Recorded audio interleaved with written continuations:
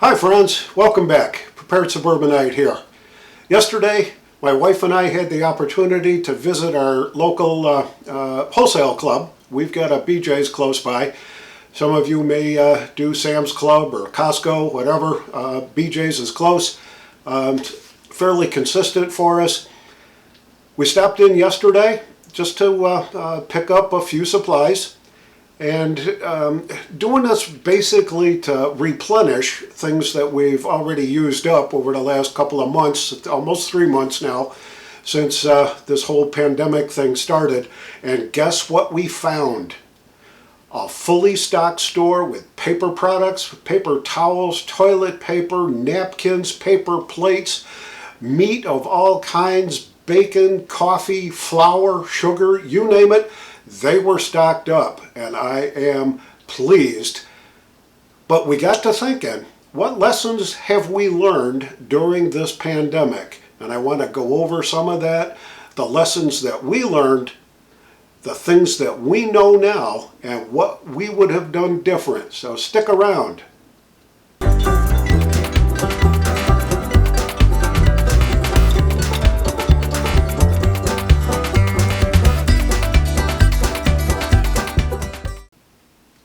So there were 5 items, 5 categories, I guess, of items that we noticed disappeared almost immediately once the whole pandemic lockdown thing all kicked into place about 2.5 months ago. And here they are: paper products, toilet paper, paper towels, paper plates, napkins, that kind of stuff.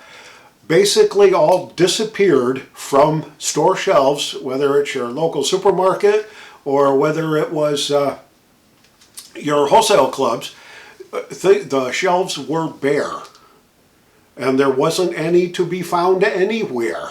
We noticed some of the social media around here, folks were banding together, trying to share information about, where they found toilet paper or where they found paper towels at this place or at that store, and what day deliveries were at this place and that place. Well, I couldn't quite put my finger on why there was such a big issue panic buying toilet paper and paper towels. But here's sort of what I learned after talking to the assistant manager at our local supermarket. What he told me was that paper products like paper towels and toilet paper and all that are very low profit items. They carry it for convenience because folks that do the regular grocery shopping also buy paper towels and toilet paper, napkins and stuff like that. So they would stock it even though it wasn't a high profit item. The other issue that was rallying against it was its footprint. It's big footprint, takes up a lot of shelf space in a supermarket, and shelf space in a supermarket is a valuable commodity. And if you've got a lot of low profile, a lot of low profit items hogging up an entire aisleway that isn't really making you a whole lot of money, the footprint's pretty important. Tough to store that stuff. Most supermarkets have only got a small back room for just a few extra items here and there. So they're basically waiting on just-in-time inventory deliveries. And the trucking companies were setting priorities. The buyers for the major supermarket chains were setting priorities where they wanted to spend their money. And where they wanted to spend their money were on needed items that had a profit, and paper products were not on that list. So that's some of the reasons behind the paper product shortage during this pandemic. The other thing that we noticed almost right away was bottled water disappeared from the shelves. Yeah, the packages, the case lots of the 12-ounce plastic bottles of water, the 1 gallon and 3 gallon jugs of water pretty much disappeared. I'm not sure what the cause was behind that. I'm not sure that there's a lot of profit in bottled water at the supermarket level. There may be at the production level, but at the supermarket level, again, it's got a pretty big footprint. It's difficult to transport, and I'm not quite sure why it disappeared so fast. We never lost connectivity to our municipal water supply here. We've got a lot of backup stuff in place with rainwater catchments and water filtration systems and all that, so I never really had to worry about water, but we just happened to notice that there wasn't any bottled water for quite a long time. The other thing that we noticed disappeared very quickly was meat.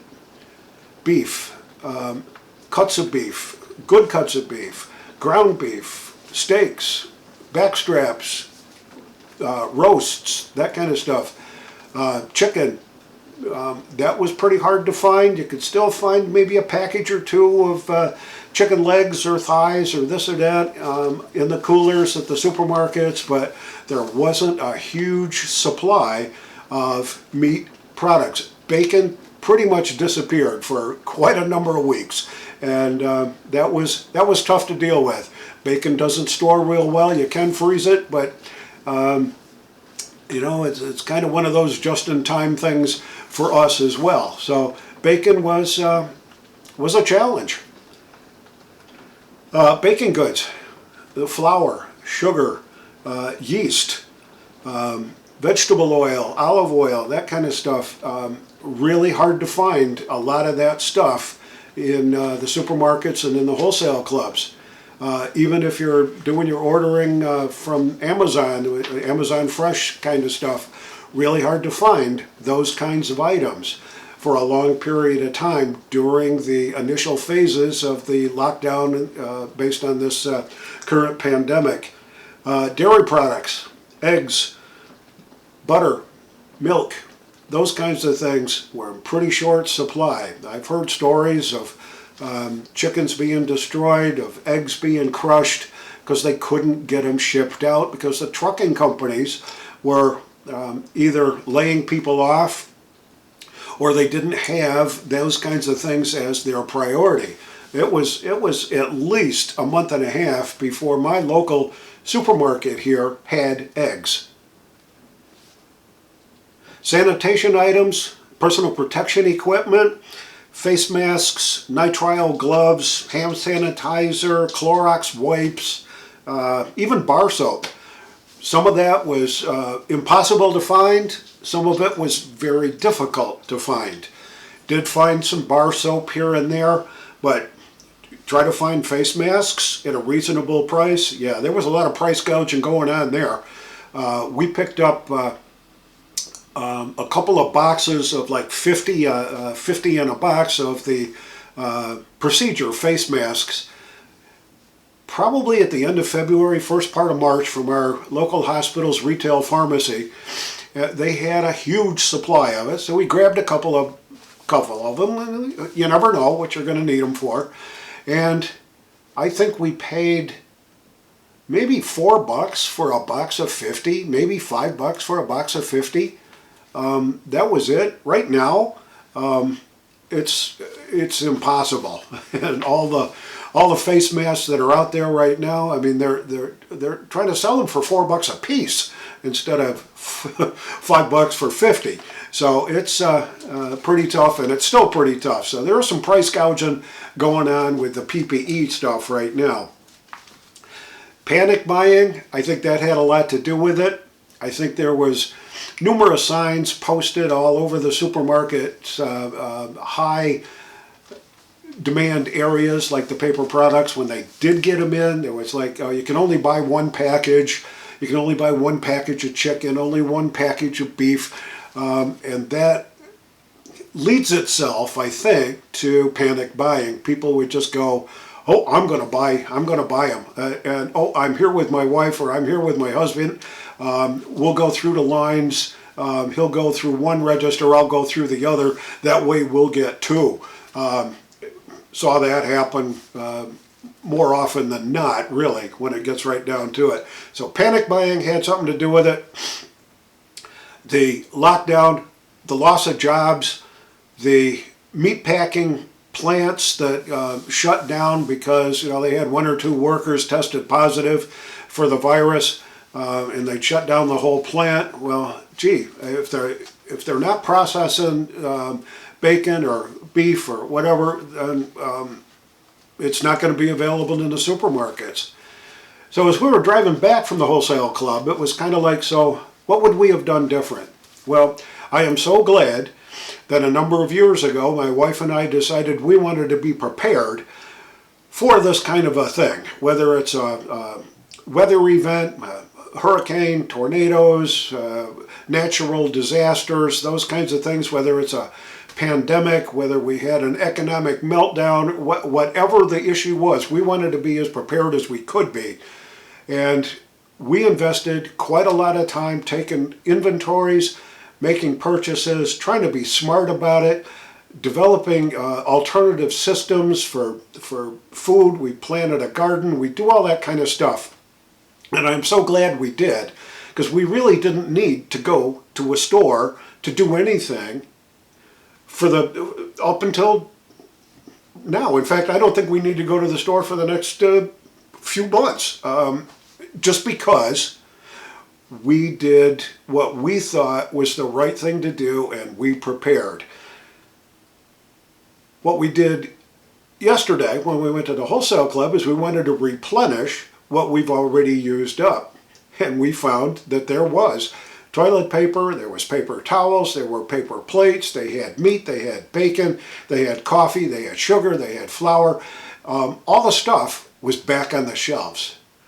And I didn't feel bad at all about replenishing our supplies with any of that kind of stuff. So what would we have done different? I wouldn't change anything that we've already done. One thing I would like to add is maybe one more freezer. We've got an upright freezer downstairs in the shop. I'd like to get a chest freezer so that when we can get access to buy in bulk meats again, and I sure miss Zacon. They were a great deal, good quality stuff, but unfortunately they've gone out of business. And it's really tough to find regular suppliers of quality meats like chicken and beef and seafood, that kind of stuff. But when we do, I want to be able to take advantage of it and be able to store it. So I'm thinking maybe a small chest freezer would be good for the two of us to augment what we've already got. Our freezers are basically full right now because we have stockpiled, we have done the things that we needed to do to make sure that we had enough to survive with during these kinds of pandemic times. So that leads me to the question for you. What did you see in your neighborhood? What did you see in your area? What would you do differently now, knowing what you know today? What would you have done different a few months ago? And let me know down in the comments what your experience is and what your thoughts are for being a prepper in a pandemic. This is the Prepared Suburbanite reminding you to be prepared always. And I'll see you all on the next video.